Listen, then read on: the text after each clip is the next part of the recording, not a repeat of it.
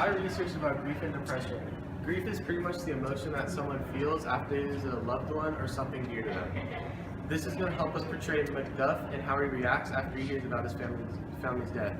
We can portray Macbeth with the feeling of depression or anger because those are some symptoms of grief.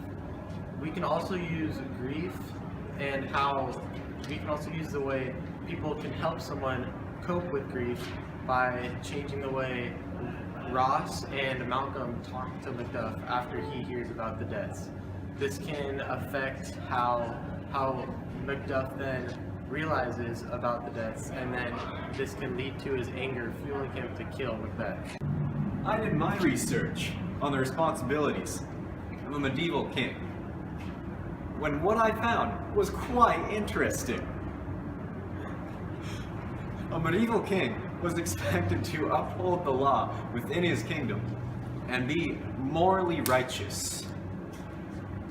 When Malcolm's speaking to Macduff and saying all these unkingly things like he's lusty and greedy, that really gives weight to Macduff's reaction to it and how he's insisting that Malcolm has to be king. He's not just going, hey, my boy Malcolm, you should be king. He's like, no, my boy Malcolm, you should be king. And we're going to implement that in our video.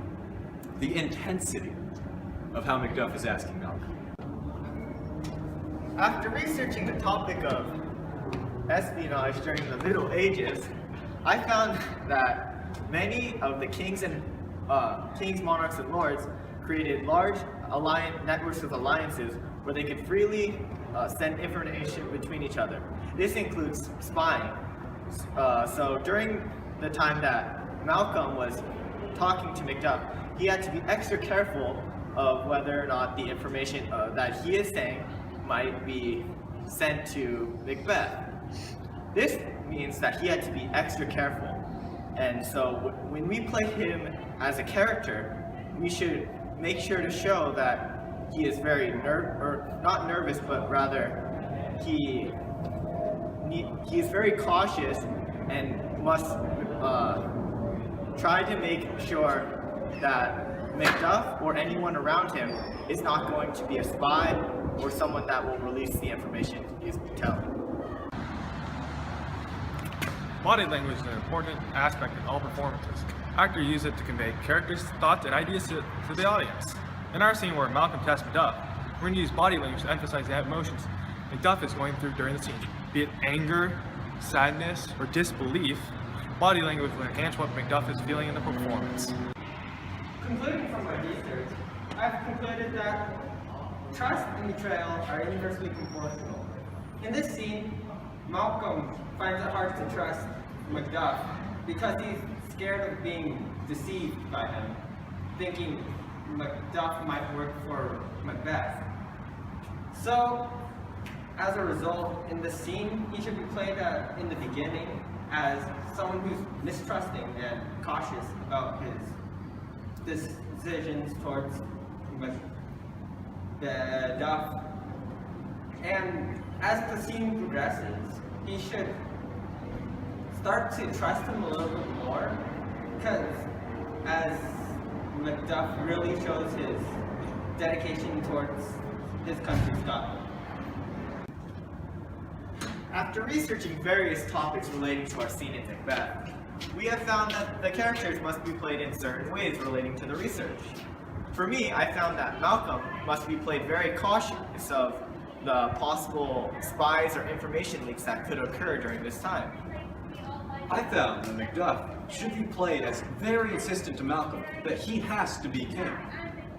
I feel as if Macduff should be played that he is angry and depressed because of the loss of his wife and children, and Ross could be played with sympathy to help Macduff cope with the losses. Mistrusting everyone from the recent events, I feel like Malcolm should be played as a highly cautious person because he doesn't know who to trust.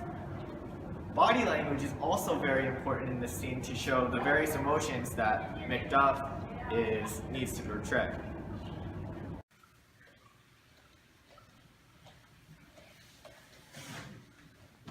Let us seek some desolate shade, and there, weep our bosoms empty.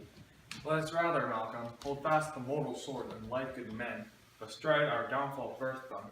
Each new morn, new widows howl, new orphans cry, new sorrows strike heaven on the face, and that it resounds as it felt with Scotland, and yelled out like a syllable of dolor. What I believe I'll wail, what no believe, and what I can redress. As I shall find the time to friend, I will. What you have spoke, it may be so perchance. This tyrant whose sole name blisters our tongues was once thought to be honest.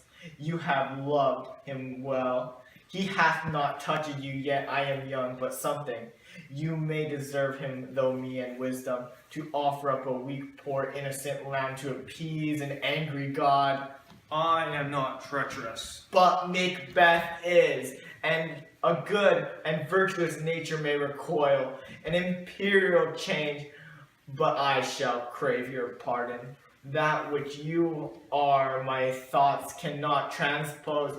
Angels are bright still, though the brightest fell, though all things foul wear the brows of grace, yet grace must still look so. Bleed, bleed, poor country, great tyranny, lay thou thy bias sure. For goodness dare not check thee, where thou thy wrongs. The title is afeard, fear thee well, Lord. I would not be the villain that thou think'st, for the whole space that's in the tyrant's grasp from the rich east to boot. Be not offended.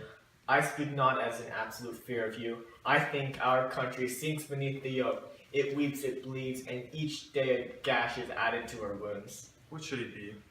It is myself, I mean, in whom I know all particulars of vice so grafted that when they shall be opened, black Macbeth will seem pure as snow, and the poor state esteem him as a lamb being compared with my confineless harms.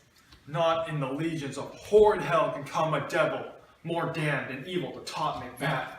I grant him bloody, luxurious, avaricious, false, deceitful, sudden, malicious, smacking of every sin that has a name.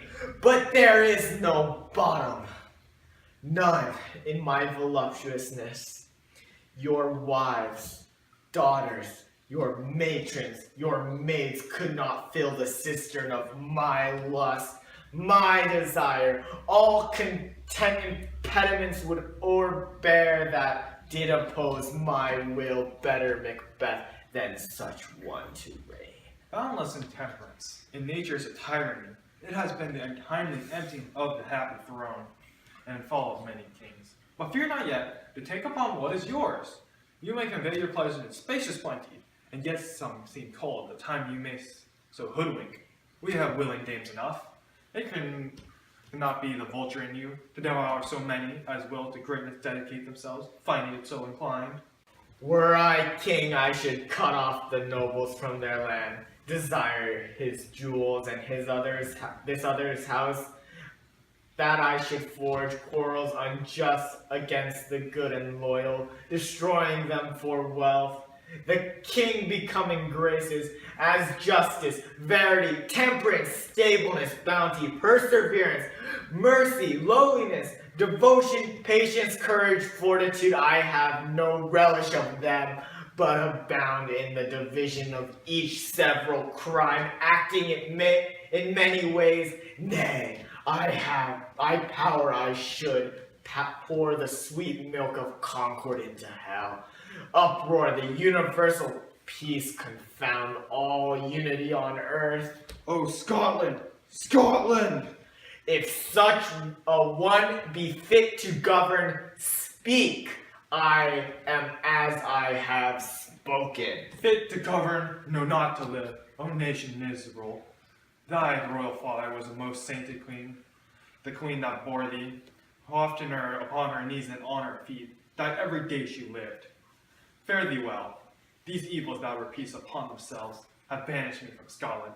O my breast, thy hope ends me here. Macduff, this noble passion reconciled my thoughts. To thy good true honor, devilish Macbeth by many of these trains hath sought to win me. For even now I put myself in thy direction, and unspeak mine own detraction, by here abjure the taints and blames I laid upon myself. For stranger to my nature, I am yet unknown to woman, never was forsworn, scarcely have coveted what was my own. At no time broke my faith, would not betray the devil to his fellow and delight. No less in truth than life. My first false speaking was this upon myself. What I am truly is thine and my poor country's to command. Whither indeed, before thy here approach, old Seward with 10,000 warlike men already at a point was setting forth. Now we'll together. Why are you silent? Such welcome and unwelcome things at once. It's hard to reconcile. See, who comes here? My countryman, but yet I know him not. My ever gentle cousin, welcome hither. Stand Scotland where it did? Alas, poor country, it cannot be called our mother, but our grave. O relation, too nice and yet too true. What's the newest grief? That of an hour's age doth hiss the speaker. Each minute seems a new one. How does my wife? Well, And my children? well too. The tyrant has not battered at the peace? No, they were well at peace when I did leave them. But not a niggard of your speech. How goes it? When I came hither to transport the tidings, which I have heavily borne, there ran a rumor of many worth fellows that were out, which would, to my belief, witness the rather. For that I saw the tyrant's power afoot. Now is the time of help. Your eye in Scotland would create soldiers, make our women fight, to doff their dire distresses. We are coming thither. Gracious England hath lent us good seaward and 10,000 men. Would I could answer this comfort with the like. What concern they? No mind that's honest, but it shares some woe, though the main part pertains to you alone. If it be mine, keep it not from me. Quickly, let me have it. Let your ears not despise my tongue forever, which shall possess them with the heaviest sound that ever they have heard. I guessed at it.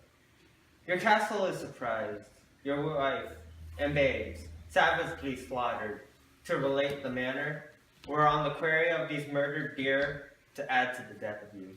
Merciful heaven, what man ne'er pull your hat upon your brows, give sorrow words, the grief that does not speak whispers the o'erfraught heart and bids it break.